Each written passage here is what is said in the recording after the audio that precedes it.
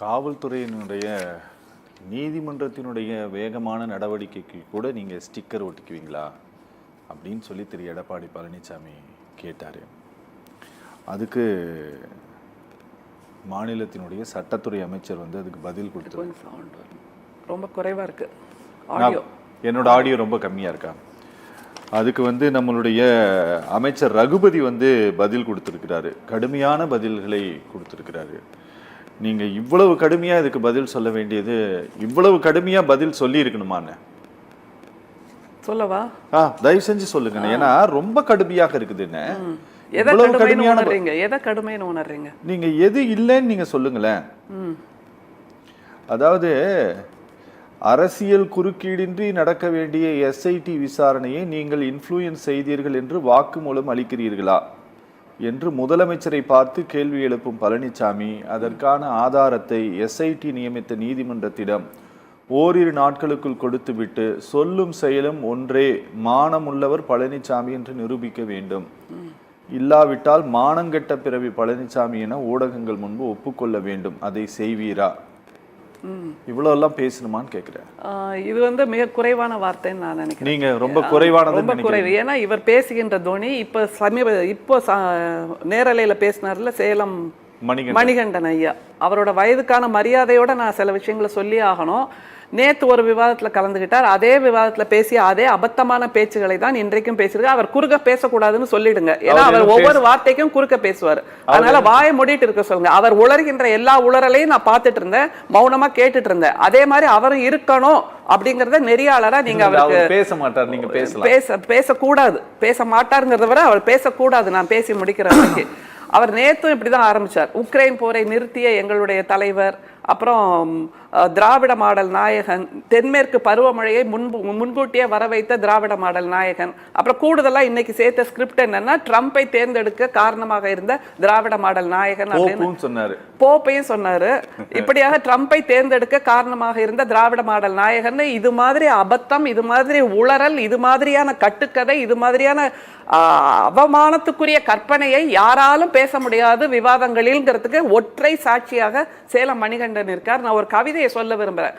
ஆக்சுவலா அந்த கவிதையை நான் அப்படியே சொன்னா அந்த வார்த்தை கொஞ்சம் நீங்க சொல்றீங்கல்ல இவ்வளவு தடித்த வார்த்தைகள் வேணுமான்னு, அப்படியான ஒரு வார்த்தை இருக்கிறது. ஆனா இவர் பேசினதை கேட்ட உடனே இதுவே மிக மெல்லிய வார்த்தை அப்படிங்கிறத நான் உணர்றேன். இந்த கவிதை காயங்களால் மறைக்கப்பட்டவர்கள் அப்படின்னு முற்ற முழுக்க பெண்களை பற்றிய ஒரு உலகளாவிய பார்வை உள்ள, உலகத்தின் எல்லா நாடுகளிலும் இருக்கக்கூடிய பெண்களை பற்றிய கவிதை தொகுப்பு. அதுல ஒரு பெண் கதறுகிறாள். இப்படி பேசுகின்ற சேலம் மணிகண்டனை போல் பேசுகின்றவர்களுக்கான ஒரு வார்த்தை. நான் இந்த வார்த்தையை அப்படியே சொல்றேன் நேரலையிலேயே. இந்த மடையன்களுக்கு உண்மை தெரியாது. அவர்கள் வாக்குறுதிகளை நிறைவேற்ற மாட்டார்கள். அவர்களின் வாயில் இருந்து எல்லா வகையான பொய்களும் வருகின்றன. பெண்களின் மீது அவர்களுக்கு துளியும் மரியாதை இல்லை. சிறுபிள்ளைத்தனமான மனநிலையில் உள்ள அவர்கள் மிக மோசமானவர்கள் அப்படின்னு பெண்களின் குரலாக காயங்களால் மறைக்கப்பட்டவர்கள்ங்கிற இந்த புத்தகத்துல ஈரான் நாட்டிலிருந்து ஒரு பெண் எழுதுகிறாள் என்றால் பெண்களின் வலி எல்லா இடத்திலும் ஒரே மாதிரி தான் இருக்கு. அப்படிப்பட்ட வலியை உணர்ந்து அவர்கள் சொல்லாமலே கூட அவர்களுக்கான நீதியை பெற்றுக் கொடுப்பவர் தான் எங்களுடைய தலைவர், நம்முடைய திராவிட மாடல் முதல்வர்ங்கிறதுக்கு நேத்து 2 விஷயம் நடந்தது நம்ம தமிழ்நாட்டில். ஒன்று சமூக நீதியின்படி நடந்தது, இன்னொன்று சட்டமன்றத்தின் நீதிமன்றத்தின் நீதியின்படி நடந்தது. சமூக நீதியின்படி தோழி சல்மா எங்களுடைய திராவிட முன்னேற்ற கழகத்தில் மிக அருமையாக களப்பணி ஆற்றி கொண்டிருப்பவர், களப்பணி ஆற்றுவதை தவிர சிந்தனையின் மூலமாக புரட்சியை செய்து கொண்டிருக்கின்ற சிறுபான்மையினர் இனத்தை சார்ந்த தோழி சல்மாவுக்கு நாடாளுமன்ற உறுப்பினர் பதவி, ராஜ்யசபா உறுப்பினர் பதவி என்பது சமூக நீதிக்கான ஒரு முன்னெடுப்பு. அதை இவர்கள் செய்கிறார்களா? அது ஒரு கேள்வி. அடுத்தது நீதிமன்றத்தின் மூலமாக நீதி என்பது 157 நாள்ல ஒரு சட்டத்தை வழக்கை நிறைவு செய்து ஒரு நீதியை நேற்று பெற்றுக் கொடுத்திருக்கிறோம் என்பது எப்படிப்பட்ட உயர்வு! தமிழ்நாட்டு காவல்துறையை நீங்கள் பாராட்ட வேண்டாமா? தமிழ்நாட்டு காவல்துறை அந்த வழக்கை முடிப்பதற்காக எத்தனை சான்றுகளை கொடுத்தது, தினசரி அந்த வழக்கு விசாரணை நடந்தது. அதை தவிர 29 சாட்சியங்கள், 75 சான்று ஆவணங்கள், 157வது நாளில் தீர்ப்பு என்பது எப்படிப்பட்ட சாதனை! அதை தவிர அந்த பாதிக்கப்பட்ட அந்த பெண்ணின் மனது ஒவ்வொரு நாளும் எப்படி கதறி இருக்கும் மௌனமாக. எப்படிப்பட்ட சமூகம்! இவர்கள் எல்லாம் பேசுறாங்களே, இந்த குற்றவாளிக்கு ஆதரவாகத்தான் எதிர்க்கட்சி தலைவரும் பேசியிருக்கிறார். அவர் சொல்றாரு, யாரை காப்பாற்ற இந்த வேகம், காலம் மாறும், காட்சிகள் மாறும், கூண்டில் நிறுத்தப்படுவார்கள் அப்படிங்கிறாரு. யாரை நிறுத்த போறாங்க? அந்த யார் அந்த சார்ங்கிறது ஒரு ஹைப்போதெட்டிக்கல் இமேஜினேஷன் அப்படின்னு தான் எல்லா இடத்துலையும் சொல்லப்பட்டது. அருண்குமார் IPS அவர்களும் அதுதான் சொன்னாரு. இந்த விசாரணை குழுவெல்லாம் அமைக்கிறதுக்கு முன்னாடியே நடந்த ஒரு பிரஸ் மீட்ல அவர் ஒரு பொறுப்போடு, எல்லாருக்குமே ஒரு கியூரியாசிட்டி இருந்தது, யார் அந்த சார், அந்த பொண்ணு சொன்னாங்களே யார் அந்த சார்னு. அப்போ அவர் தகவலை தொழில்நுட்ப ரீதியாக ஒரு பதில சொன்னார். இது ஃப்ளைட் மோட்ல போட்டுட்டு ஞானசேகரன் பேசினார். அப்படியாக இல்லை, யாருமே இல்லைங்கிறத சொன்னதை ஏன் இப்படி கொச்சைப்படுத்துறீங்க? அப்போ அவரோட IPS பதவி, அதற்குண்டான நேர்மை எல்லாவற்றையும் கேள்வி கேட்கிறாரா? இந்த காவல்துறையினர் மீது எதிர்க்கட்சி தலைவருக்கோ சேலம் மணிகண்டன் போன்ற அறிவுஜீவிகளுக்கோ நம்பிக்கை இல்லையா? அவர்களுடைய இன்டெகிரிட்டி கேலிக்குரியதா, கேள்விக்குரியதா? அப்புறம் இந்த விரைவு நீதிமன்றம்னு அமைக்கப்பட்டது இல்ல, அந்த சிறப்பு நீதிமன்றம், அதில் பங்கேற்ற அந்த 3 பெண் அதிகாரிகள், அவர்களின் நேர்மையை நீங்கள் கொச்சைப்படுத்துகிறீர்கள். அதை தவிர இந்த அரசு வழக்கறிஞராக இருந்து நேற்று இந்த செய்தியை நமக்கு சொன்னவரும் ஒரு பெண், நீதிபதியும் ஒரு பெண்.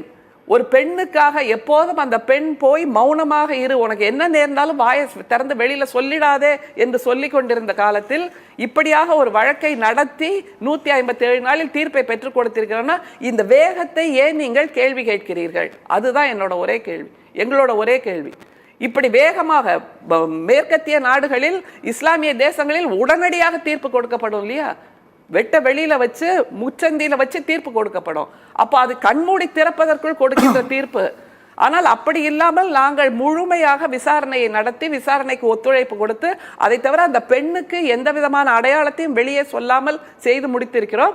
ஆனால் அப்படி அவசரப்பட்டு ஒரு சார்ஜ் ஷீட்டை அல்லது ஒரு பதிவை, FIR-ஐ வெளியிட்டது பிஜேபியின் சார்ந்த முன்னாள் தலைவர்ங்கிறத நீங்க நினைவில் வச்சுக்கணும். அவர் தான் வெளியிட்டார். அவர் தான் அந்த டெக்னிக்கல் ரீசனையும் வெளியில சொன்னார். டெக்னிக்கல் கேள்வியையும் அவர் தான் பொதுமக்கள் மத்தியில் விதைத்தார். அதற்காக NIC கூட பதில் சொல்லுச்சு. இது எங்கள்கிட்ட அந்த BNSன்ற சிஸ்டத்துக்கு மாறினப்போ வந்த கோளாறு, தொழில்நுட்ப கோளாறுன்னு சொல்லிச்சா இல்லையா? அப்போ நீங்கள் பிரதமர், நம்முடைய ஒன்றியத்தின் தலைவர், பிரதமராக இருக்கக்கூடிய மோடி அவர்களின் கீழே இயங்கக்கூடிய NIC-யை நீங்க சந்தேகப்படுறீங்களா? அது ஒரு கேள்வி. மிக முக்கியமாக இன்னொன்னு 157 நாள்ங்கிறது ஏன் கண்ணை உறுத்துது? இல்ல அந்த இந்த 157 நாள்ல இதுக்கான தீர்வை வழங்கிட்டாங்களே அப்படிங்கிற பதட்டத்துல இந்த கேள்வி கேக்குறாங்க. பதட்டம், பொச்சரிப்பு, கோபம், ஆத்திரம், ரௌத்திரம், எதை வேணுமாலும் சொல்லுங்க. ஏன்னா இவர்களுக்கு மெல்லுவதற்கு வேற அவலே இல்லை. திராவிட மாடல் நாயகர் ஆட்சியில, எங்களோட திராவிட மாடல் ஆட்சியில எங்களுடைய முதல்வர் மிகச்சிறப்பாக எல்லோருக்கும் ஆட்சியை கொடுத்து கொண்டிருக்கிறார்ங்கிறதுக்கு சாட்சியாக இவர்கள் கொண்டாடுகின்ற NDA-வின் தலைவராக இருக்கக்கூடிய பிரதமரின் ஆட்சியிலேயே அந்த நிதி ஆயோக்கிலிருந்தே நமக்கு தரவுகள் வருதா இல்லையா? அப்ப எல்லாத்தையும் நீங்க கேள்வி கேட்கிறீங்களா? சரி, சேலம் மணிகண்டனுக்கு ஒரு கேள்வி இருக்கு. இப்படி இவ்வளோ மண்டை குடையுதே, யார் அந்த சார்ங்கிறத நாங்க வெளிக்கொண்டு வருவோம். கொண்டு வாங்க, யார் வேண்டாங்கிறா? கொண்டு வாங்க. உங்கள்கிட்ட ப்ரூஃப் இருக்கு, உங்கள்கிட்ட சான்று இருக்கு, இவர் தான் அந்த சார் அப்படின்னு சொன்னீங்கன்னா நீங்க இடைக்கால மனு போட்டிருக்கணுமா இல்லையா? அப்போ ஒரு சான்றை நீங்கள் வைத்துக்கொண்டு அதை இந்த வழக்கில் இருந்து மறைக்கிறீர்கள்னா அதுவுமே மிகப்பெரிய குற்றமா இல்லையா? யோசிச்சு சொல்லுங்க. அப்படியானால் படிப்படியாக குற்றங்களை செய்வது யார்? பிரேம்குமார் ஞாபகம் இருக்கா? பொள்ளாச்சி வழக்குல அரசாணையை கொடுத்து அந்த பெண்ணின் விவரங்களை வெளியிடுன்னு என்று சொன்னது யார்? அந்த பெண்ணின் அடையாளங்களை சொன்னது யார்? அந்த பெண்ணின் சகோதரன் வந்தபோது அவனை தாக்கி இதுக்கு மேல நீ பேசுவியா அப்படின்னு அச்சுறுத்தலை கொடுத்தது யார்? ஆனா இந்த வழக்குல இப்படியான அச்சுறுத்தல் நடந்ததா? உனக்கு ஏதாவது கஷ்டம்னா வெளியில சொல்லு, நாங்க உன்னுடைய அடையாளங்களை பாதுகாத்து உனக்கான நீதியை பெற்று தருகிறோங்கிற ஆட்சி தானே நடந்துட்டு இருக்கு தமிழ்நாட்டில். உடனே ஏதோ ஜென்மத்தில் நடந்த விஷயங்களை எல்லாம் சேலம் மணிகண்டன் பட்டியலிடுறார். எங்களுக்கும் பட்டியலிட தெரியும். அந்த இந்த பொள்ளாச்சி சம்பவமே 2014-16 நடந்த விஷயங்கள். ஏன்னா அந்த கூட்டு பாலியல் சம்பவங்கள் எல்லாமே அதிமுகவின் தலைவர்களுடைய மகன்கள் சம்பந்தப்பட்டது. அதை மறுத்திட முடியுமா? யார் அந்த சாருங்கிறத பொள்ளாச்சி ஜெயராமன்கிட்ட போய் கேளுங்க, இல்லை SP வேலுமணிகிட்ட போய் கேளுங்க, அல்லது ஜெயக்குமார்கிட்ட போய் கேளுங்க. அவங்களுக்கு நல்லா தெரிஞ்சிருக்கும் யார் அந்த சார் அப்படிங்கிறது. இந்த பொள்ளாச்சி வழக்கு எத்தனை வருஷம் பாப்பா நடந்தது? 2283 நாளா நடந்ததா இல்லையா? யார் அதற்கு முட்டுக்கட்டை போட்டார்கள்? திரும்ப திரும்ப திரும்ப வெளியில வரக்கூடாது, வெளியில யாரும் அதற்கு கேஸை நடத்தக்கூடாதுன்னு சொன்னது யாரு? இப்படியாக பல ஓட்டைகளை, பல சிக்கல்களை, பல இடியாப்ப சிக்கல்களை தன் மீது வைத்துக்கொண்டு அந்த பெண்ணை பற்றிய பரிதவிப்பே ஏதும் இல்லாமல் இந்த ஆண்கள் அத்தனை பேரும் உட்கார்ந்து டிபேட்ல வேற பேச வந்துட்டாங்க. ஒரு பெண்ணின் மௌன வலி என்னன்னு தெரியுமா? பெண்ணுக்கு மௌனமே வார்த்தை ஆகிறது, பெண்ணுக்கு வலியே வாழ்க்கை ஆகிறது, குருதியே கிரீடமாகிறது. அது எதுவுமே புரியாம எந்த விதமான வார்த்தையும் சொல்லாதம்மா நான் புரிஞ்சுக்கிட்டேன்னு இப்படியாக ஒரு விரைவு நீதிமன்றத்தின் மூலமாக ஒரு விரைவு நீதி பெற்று கொடுத்திருக்கிறேன்னா, கிரிக்கெட்ல மட்டும் T20 என்ஜாய் பண்றீங்க, நீதிமன்றத்துல ஒரு விரைவு நீதிமன்றம்னா ஏன் அதுல 1000 கேள்விகள் கேட்கிறீங்க? அப்போ உங்களோட கேள்விகள், சந்தேகங்கள் எல்லாத்தையும் பட்டியலிடுங்க, அதை ஒரு மனுவாக கொடுங்க, யாருமே தடுக்கலையே. Okay okay okay